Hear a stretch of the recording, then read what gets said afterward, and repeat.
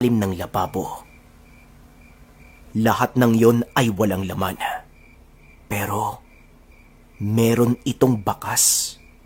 Bakas na tila ba nilagyan ng langis.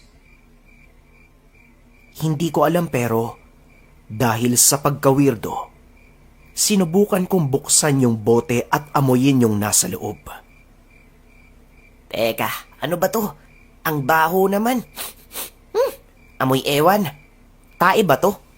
Ang lansa. Nakakasuka.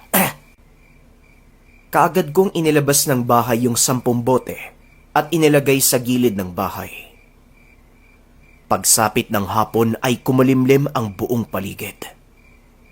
Pero ang ipinagtataka ko, sa bawat pagpasok ng hangin doon sa bahay, paulit-ulit ding pumapasok sa loob ang napakalansang amoy. Ilang sandali ang lumipas.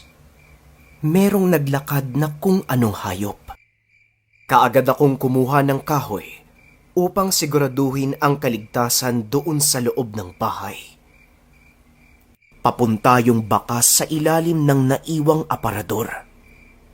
Sinilip ko yung ilalim upang makasigurado. Hanggang sa meron akong napansin sa pinakadulo. Isang uri ng lalagyan.